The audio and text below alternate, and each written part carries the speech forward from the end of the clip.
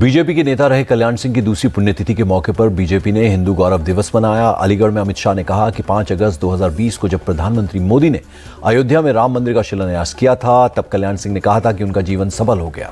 अमित शाह ने कहा कि कल्याण सिंह ने सुशासन और गरीब कल्याण के जिस मिशन की शुरुआत की थी, उसे आज नरेंद्र मोदी आगे ले जा रहे हैं। मैं उस दिन कोरोना के कारण अस्पताल में था, जब मोदी जी ने श्री राम मंदिर का शिलान्यास करने का काम किया। उस दिन मैंने बाबूजी को फोन किया था, उन्होंने कहा था मेरा जीवन धन्य हो गया, मेरे जीवन का लक्ष्य आज समाप्त। जब बाबूजी उत्तर प्रदेश के मुख्यमंत्री बने तब इन्होंने 3 चीजों पर लक्ष्य दिया था। सबसे पहला, श्री राम जन्मभूमि आंदोलन को गति देना। दूसरा, गरीब कल्याण के भारतीय जनता पार्टी के विचार को जमीन पर उतारना। और तीसरा, सामाजिक सद्भाव बिगाड़े बगैर, जातिवाद को उकसाए बगैर करोड़ों पिछड़ा समाज के लोगों का कल्याण। आज मुझे बड़ा हर्ष है, ये तीनों कामों को नरेंद्र मोदी जी आगे ले जा रहे हैं। आज हम सबको आनंद है कि नरेंद्र मोदी जी के नेतृत्व में 2024 के शुरू में ही रामलला 550 साल के बाद अपने निज घर के अंदर, अपने भव्य मंदिर के अंदर मिला लेंगे। और उस दिन दुनिया भर के राम भक्तों को एक संतोष और गौरव का भाव आएगा। नरेंद्र मोदी जी ने गरीब कल्याण, पिछड़ों का सम्मान और राम मंदिर का अधूरा काम, ये तीनों कामों को ये 9 साल के अंदर अंजाम तक पहुंचाने का काम किया है। और युवाओं, 2024 के चुनाव आने वाला है। आप बताइए, 73 सीटों का रिकॉर्ड तोड़कर 80 की 80 सीटों पर कमर खिलाएंगे क्या? अरे हम तो जोर से उन्हें खिलाएंगे।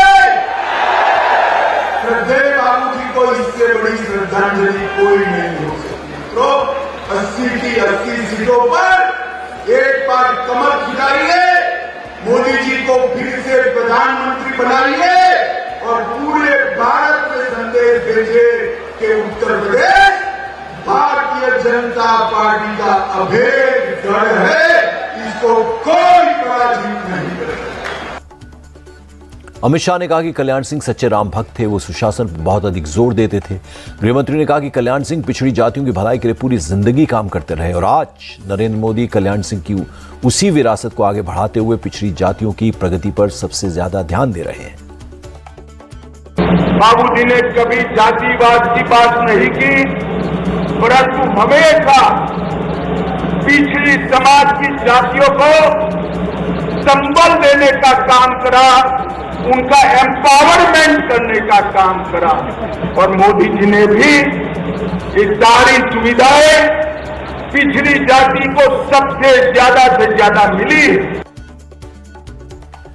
वहीं इस कार्यक्रम में सीएम योगी ने कहा, पहली बार जब भाजपा सरकार बनी तब लोगों को पता चला सुशासन कैसा होता है।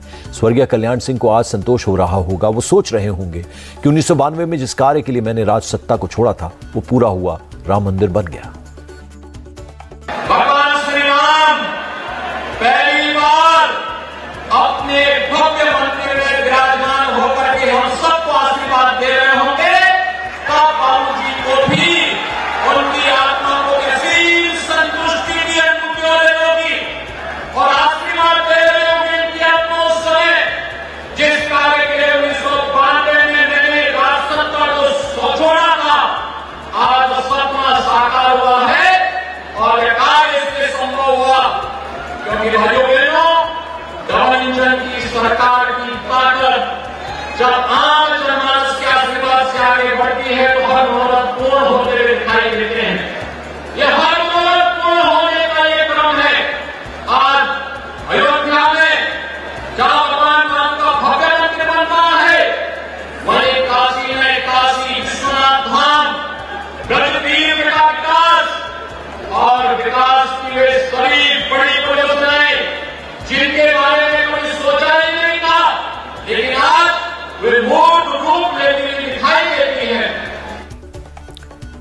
स्वामी प्रसाद मौर्य पर जूता फेंकने को लेकर सियासत भी जमकर हो रही है। समाजवादी पार्टी के अध्यक्ष अखिलेश यादव ने आरोप लगाया है कि बीजेपी जानबूझकर ऐसी घटना करवा रही है। साथ ही उन्होंने कहा उत्तर प्रदेश में कोई सुरक्षित नहीं है।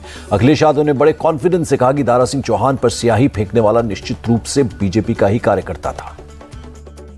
साथ ही क्या कह रहे हैं कि 12 बजे को लेकर के कुछ उन्होंने टिप्पणी की है, तो ये जानबूझ करके हमारा सबका ध्यान हटाना चाहते हैं। जिस तरीके से हर समाज के लोग जागरूक हो गए हैं, वो बाबा साहब भीमराव अम्बेडकर जी संविधान लोकतंत्र में जो उनकी हक था, सम्मान था, उसके लिए खड़े हो गए। इसीलिए ये भारतीय जनता पार्टी इन मुद्दों पर बहस न हो, जानबूझ करके इस तरह की घटनाएं भारतीय जनता पार्टी करा रही है। और फिर अगर इस तरह की घटना हो रही है तो भारतीय जनता पार्टी जो दावा करती है जीरो टॉलरेंस है उनकी कानून व्यवस्था में, तो ये क्या कानून व्यवस्था है? हम सब जनप्रतिनिधि हैं, कहीं ना कहीं जनता को हमारी जवाबदेही है।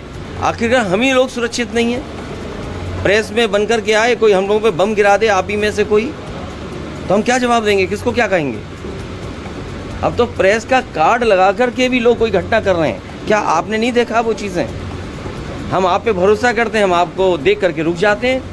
कल को मान लीजिए आप में से कोई ऐसी घटना कर दे तो क्या करेंगे जनप्रतिनिधि? ये भारतीय जनता पार्टी जानबूझ करके करा रही है, जिससे मुख्य मुद्दों पे बहस नहीं हो। बेरोजगारी चरम सीमा पर, महंगाई चरम सीमा पर, किसान की आय दोगुनी नहीं हो। और लाल किले से ये बात कही जाए कि किसान की आय दोगुनी होगी, और क्या आय है किसानों की दोगुनी?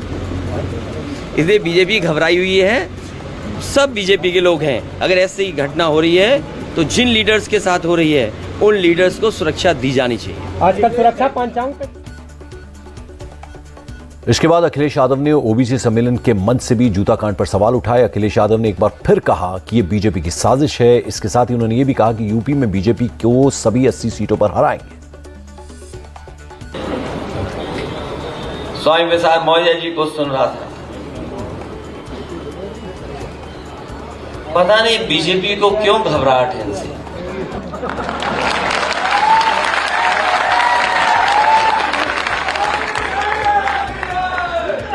और यहां जितने लोग हम लोग बैठे हैं,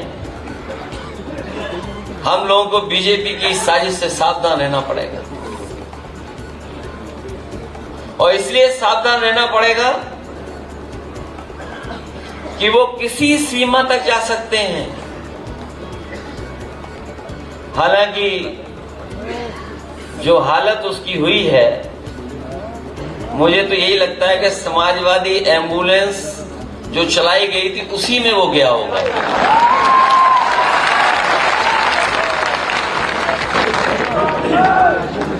ये वो लोग हैं जो घबरा रहे हैं कि समाज धीरे धीरे जागरूक होता जा रहा है। समाज अपने अधिकारों को समझने लगा है। उन्हें जो समय समय पे धोखे मिले हैं बहुजन समाज को, उस बात को वो समझ रहा है। और हम तो ये मानते हैं कि कभी कभी भगवान किसी के जवान पे सरस्वती ला देता है। अभी कुछ दिन पहले आपने देखा होगा कि हमारे मुख्यमंत्री जी ये कह रहे थे कि 46 में 56 एसडीएम हो गए थे। अब इनको गिनती कौन समझाए?